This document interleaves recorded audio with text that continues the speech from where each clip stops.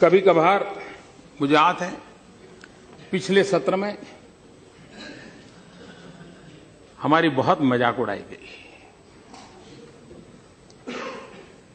मैं नहीं जानता हूं इस प्रकार का भाषा का प्रयोग जो कर रहे थे उचित होता था। यहां तक कह दिया कि आपको वीजा दे रहे हैं पार्लियामेंट में आने का। इस प्रकार का प्रयोग करने वाले लोगों को मैं और तो कुछ कहता नहीं हूं, लेकिन मैं इतना कहता हूं, अंतर्राष्ट्रीय स्थानों पर कुछ काम निर्धारित होते हैं जिसको करने पड़ते हैं। उन मीटिंगों में पहले के प्रधानमंत्रियों को भी जाना पड़ता था, इस प्रधानमंत्री को जाना पड़ता है और भविष्य में जो आएगा उसको भी जाना पड़ेगा। लेकिन वही एक मजाक का विषय बन जाए कि हमारी राजनीति इतनी नीचे आ गई है कि हम कोई ऐसी बातों की चर्चा कर रहे हैं कि आपके पास मेरी आलोचना करने के लिए और कोई मुद्दे नहीं बचे। लेकिन मैं कहना चाहता हूं, अगर आपको देश की इतनी चिंता थी तो आप इस देश का प्रधानमंत्री विदेश गया तो कितना समय कहां बिताया, कभी उसकी भी तो जांच कर लेते, कभी उसकी भी तो इंक्वायरी कर लेते। मैं आज कहना चाहता हूं जी, मैं जापान गया तो जापान मेरे कार्यक्रम में मैंने एक कार्यक्रम क्या जोड़ा, मैं वहां एक नोबेल लॉरिएट साइंटिस्ट याकामाहा को मिलने गया। क्यों? फोटो निकलवाने के लिए। मैं इसलिए किया गया कि उन्होंने स्टेम सेल के अंदर जो रिसर्च की है, मैंने जितना पढ़ा था तो मेरे मन में आया था शायद इनकी एक खोज हमारे काम आ सकती है क्या।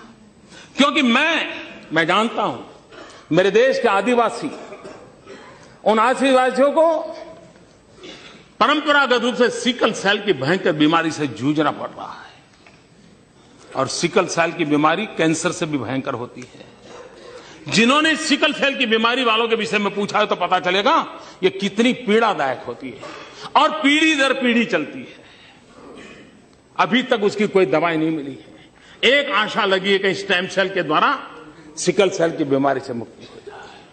हम गए तो वहां गए, उनसे चर्चा की, और बेंगलोर के हमारे साइंस इंस्टीट्यूट के साथ आज उस दिशा में हमारा काम हो रहा है कि स्टेम सेल्स के द्वारा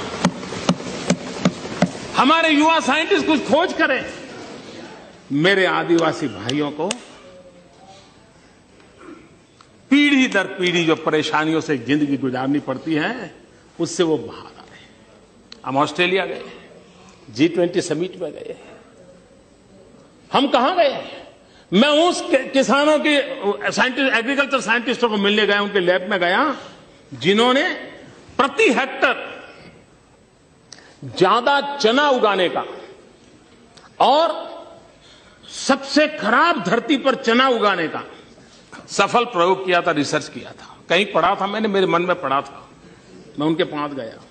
हमारे देश को पल्सिस में हम बहुत पीछे हैं। देश को पल्सिस की जरूरत है। गरीब आदमी को न्यूट्रिशन फूड के लिए प्रोटीन जरूरत है। हमारे देश के गरीब को प्रोटीन मिलता है दाल में से, पल्सिस में से मिलता है। अगर हम हमारा किसान अच्छी मात्रा में पल्सिस पैदा कर सकता है, अगर प्रति हेक्टर ज्यादा पल्सिस पैदा कर सकता है तो उसको भी अच्छी आय मिलेगी और हमारे गरीब का भी भला होगा।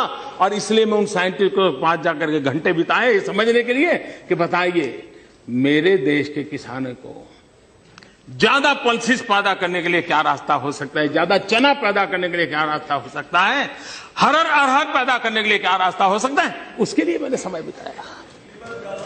मैं एक और साइंटिस्ट के पास गया, इस बात के लिए गया मिलने के लिए कि उन्होंने केले में कुछ नई खोज की थी।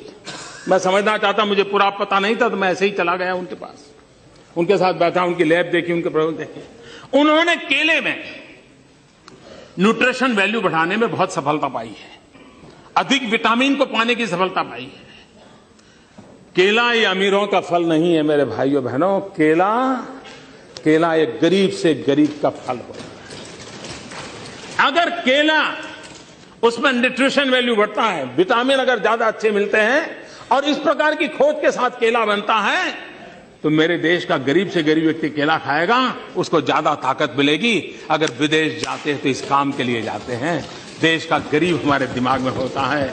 देश का आदिवासी हमारे दिमाग में होता है, देश का किसान हमारे दिमाग में होता है, और दुनिया में जो भी अच्छा है, जो मेरे देश के गरीबों के काम आए, उसको लाने की एक तड़प होती है। उस तड़प के लिए हम कोशिश करते हैं, और इसलिए समय का सदुपयोग करते हुए हम किस प्रकार से हमारे देश को आगे ले जाएं, उसके लिए सोचते हैं, उसी को लिए करते रहते हैं, उसी पर हम करने के लिए कोशिश प्रयास करते हैं।